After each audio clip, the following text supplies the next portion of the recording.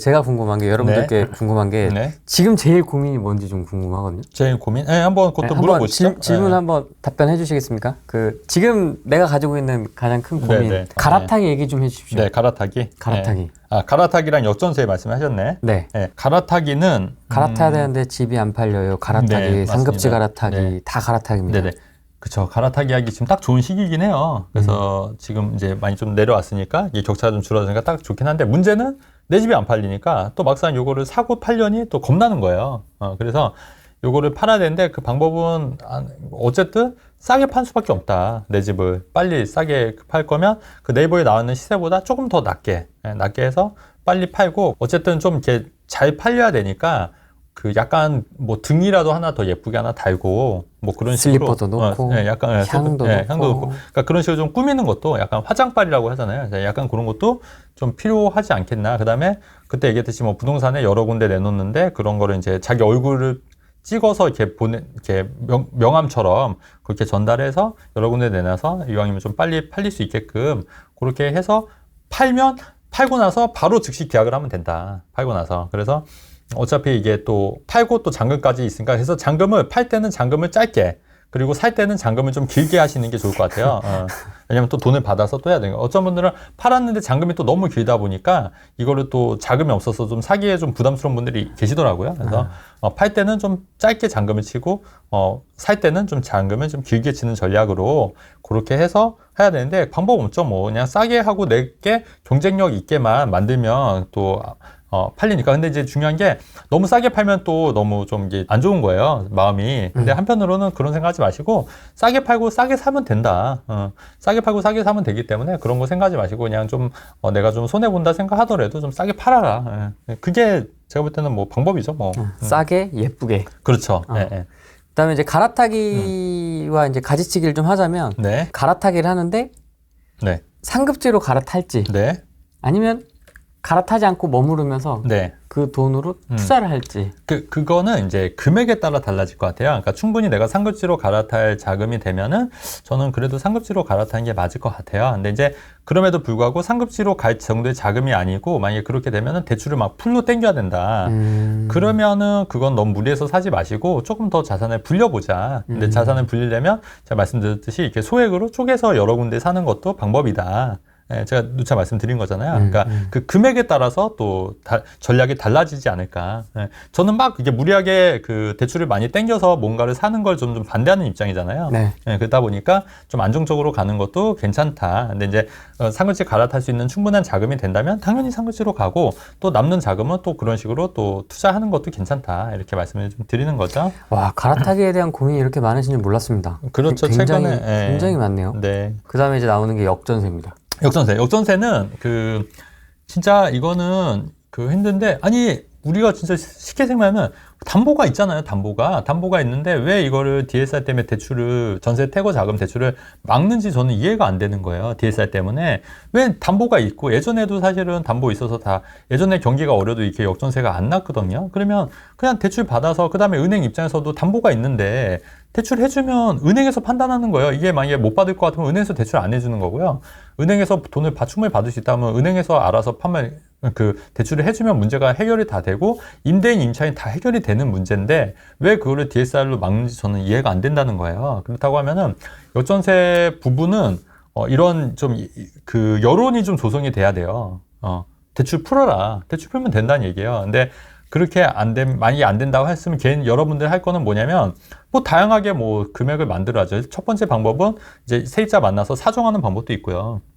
오히려 내가 월세를 좀 지원해 줄 테니까 좀 살아달라 이 사정하는 방법도 있고 아니면 뭐 다른 데 사업자 대출을 통해서 대출 받을 수 있는 방법을 연구하는 것도 있고요. 아니면 뭐 지인들, 부모님 혹은 뭐 다른 지인들 통해서 좀 대출을 받는 방법도 있을 수 있지 않습니까? 예. 네. 그러니까 그렇게 해서 이제 준비를 해야죠. 준비를 해야 되고 어쨌든 요 시기만 지나면 또 좋은 시기가 오기 때문에 이렇게 어렵고 힘든 시기에 역전세를 좀 잘 버티는 지혜가 필요하다. 그리고 이렇게 한번 역전세 경험해 보셨으니까 너무 또 무리하게 투자하지 말자. 저는 좀 그렇게 왜냐면 이게 이 스트레스 때문에 금방 늙어요. 금방 늙고 힘드니까 우리가 또 부자가 되고 행복해지려고 투자를 하는 거지 않습니까? 근데 너무 스트레스 받아서 또 이렇게 투자하는 건 또 아니지 않냐. 저는 개인적으로 그렇게 생각하거든요. 그렇다고 하면은 좀 이런 투자는 좀 지양해야 된다. 그리고 기존에 했던 그런 투자 방식, 갭 투자로 뭐 수십 채 이렇게 수백 채 이렇게 불려간다. 이런 투자는 또 그런 위험하고 리스크가 있는 거기 때문에 가급적 이런 투자에 하는 것보다는 제가 말씀드린 것들에서 개수를 좀 줄이더라도 좀 집중해서 좀 무리 없이 좀 장기간 가는 게 오히려 더 좀 행복하고 안전하게 오랫동안 할 수 있는 투자 방법이지 않을까 이렇게 생각을 합니다. 이런 분위기인가 봐요. 월세로 세팅을 하려고 네. 내놨더니 세입자가 보증금 2천인데 네. 전세권 설정해달라고 네. 한다고. 네. 이게 아마 지금 딱 요즘 분위기를 반영하는 그게 아닌가 싶습니다. 수도권의 투자라고 말씀하셨잖아요. 네. K 제니퍼님께서. 네. 어떤 분은 3기 신도시로 인해서 수도권 투자하지 말고, 왜냐면 입주가 또 한 번에 이렇게 네네, 오면 그쵸. 또 이게 네. 또 한번 휘청할 수 있기 때문에 네. 지방, 그러니까 이제 뭐 제일 안 좋은 데는 지금 대구니까요. 네. 대구나 뭐 부울경도 있고 네네. 여기 이쪽을 좀 봐야 된다라고 생각하시는 분들도 있거든요. 네네. 대표님은 좀 어떻게 보십니까? 저는 이제 가격을 좀 봐야 될 것 같은데 3기 신도시라 하더라도 지금 건축비 자재값이 올라서 과연 이 3기 신도시 분양가가 정말 그 적정한 분양가, 우리가 생각하는 분양가가 될까? 저는 일단 그게 의문이에요. 그러니까 요번에 그 용인 플랫폼시티 그 같은 경우에도 이편한 세상 같은 경우에도 분양가가 12억이었지 않습니까? 용인도. 근데 사실 거기 좀 노렸던 분들 굉장히 많았거든요.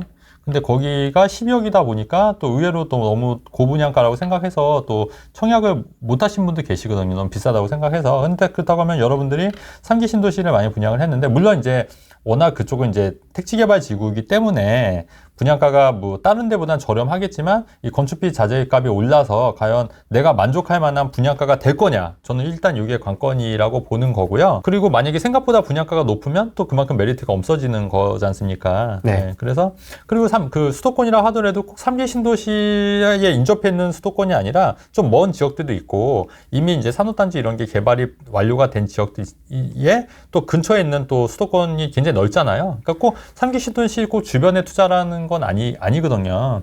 그렇기 때문에 큰 틀에서 봤을 때 좀 그런 쪽에 그 투자를 하는 것도 맞을 것 같고, 그 부울경 같은 경우에도 가격을 좀 봐야 될 것 같은데, 제가 볼 때는 이런데 만약에 지방 쪽에 하신다고 하면은 가격적인 메리트가 충분히 있다고 한다고 하면은 좀 장기적으로 보셔야 될 것 같아요. 장기적으로.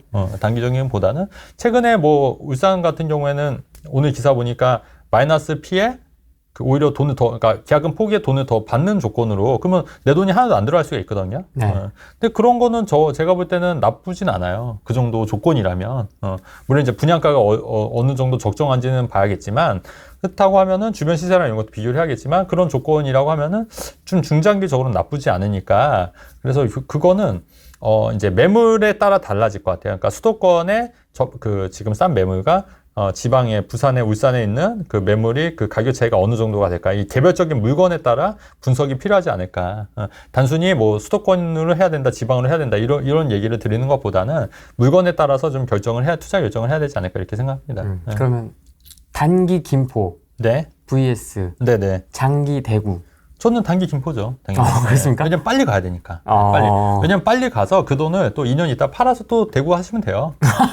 그렇게 또 그렇잖아요. 그렇게 빨리? 네. 2년 동안. 네, 왜냐면 저는 김포 같은 경우에는 지금 되게 임박했어요, 진짜. 임박했기 때문에 이거 발표되면은, 여러분 한번 나중에 한번 보세요.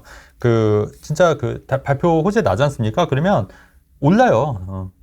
오릅니다. 그래서 그게 또 생각보다 좀 빨리 오를 수가 있는 거예요. 그러면 그거 보고 이제 2년 딱 채워서 이제 팔면은 또 비과세거나 일반 세율이지 않습니까? 그러면 2년 있다가 그때 대구를 뭐 한 채 샀고 두 채 살 수도 있는 거예요. 그러니까 그런 식으로 투자 전략하는 게 맞죠. 너무 구체적으로 딱 말씀하시니까 제가 딱 답변 드렸네. 네. 아니, 갑자기 딱 그렇게 매치가 되더라고요. 그렇죠. 수도권과 지방 이렇게 하니까. 저라면 당연히 그렇게 하죠. 다산 신도시 8억 실거주 괜찮을까요? 직장이 광진구입니다.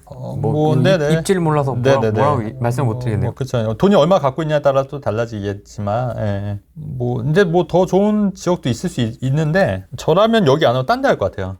만약 8억이면. 왜요? 네네. 저는 좀 다른 전략으로 갈 것 같아요. 8억이 있으면? 네네. 그러니까 8억에 실거주 할 자금이 8억을 있으면. 살 수 있으면? 네네네. 8억을 살 수 있으면 좀 다른 전략으로. 어떤 전략으로? 직장이 광진구입니다. 그러니까 이제 광진구에서 이제 월세 살고 이제 두 채 전략으로 가는 거죠. 두 채 전략. 4억짜리 두 개로. 4억짜리 두 개 쪼개서? 네네. 4억짜리 두 개로 가는 거죠. 가족이 있지 않을까요? 네? 가족이 있어도. 가족, 그러니까 이제 광진구에서 월세로 넓은 평수 사는 거죠. 두 채 전략으로 갈 것 같은데, 예. 조금 더 공격적이네요. 네, 저는 이제 그렇게 해서 공격적인 투자를 하는 게 맞다고 봐서, 예, 그렇게 해야 되는. 대출 3억, 그러니까 그 5억으로. 5억 정도인 5억으로. 5억이면 예, 5억으로 4억짜리 두 채 사는 거죠, 뭐. 그렇게 할 것 같았는데, 뭐 이거는 뭐 개인에 따라 다 다르니까. 네? 오피스텔이나 아파트를 상업용으로 사용하려고 세입자 구해봐도 공인중개사분이 제 아파트는 상업용으로 세입자가 안 구해지는 위치라 하더라고요. 네. 주거용 오피스텔이 주택수 제외될 가능성은 아예 없는 걸까요? 그러니까 이게 주거용 오피스텔 같은 경우에 양도세 관련해서는 이게 양도세는 이제 원래 실질과세이기 때문에 그 양도세 측면에서는 아마 그렇게 되긴 힘들어요. 이제 다만 이제 오피스텔이 그 주택수에서 제외된다는 얘기는 이제 취득세라든가 이제 그 종부세는 이제 주택수에 포함 안 되는 거지만 취득세는 이제 주택수에 이제 배제가 되는 게 이제 있을 수 있는데 양도세는 실질과세이기 때문에 실제로 사용을 하는 거에 따라서 세금을 매기기 때문에 양도세 오피스텔은 그 주택수 빠지는 건 좀 힘들어 보인다는 얘기예요. 그러니까 이게 중요한 게 뭐냐면 취득세 때는 오피스텔이 주거용이고 업무용일 때도 다르고 대출 받을 때도 또 다르고 양도세 때도 다르고 종부세 때도 다 다르거든요. 청약일 때도 다 다르고 그러니까 요 개별적인 거를 다 아셔야 되는 거예요. 사실은. 그래서 뭐 하나 헷갈리면은 세금을 왕창 물을 수가 있다는 거예요. 그러니까 예를 들어서 어떤 분이 이런 분이 있었어요. 그 일시적일과 유주택으로 집을 팔았는데 오피스텔이 하나 있었던 건데 제가 한번 말씀드렸는지 모르겠지만 오피스텔 하나 있었는데 대부분 오피스텔이 주택수에 포함이 안 된다고 생각해서 요게 있어도 요게 비과세라고 생각했던 거예요. 근데 이 오피스텔 때문에 이 세금을 2억인가 내셨대요. 2억 5천인가. 비과세가 안 돼서. 그러니까 그 대충 아니까 하는 거예요. 대충. 그러니까 내가 오피스텔 이건 주택수 포함 안 되니까 오피스텔 있어도 세금 비과세였겠지 했는데 아니었던 거죠. 그러니까 이렇게 여러분들 꼼꼼히 아셔야 되고 세금은 굉장히 중요한 거니까 이런 부분도 굉장히 많이 아셔야 되고 반드시 또 세무 전문가분들이랑 상의해서 투자 의사결정을 하셔야 된다는 얘기를 꼭 드리는 겁니다.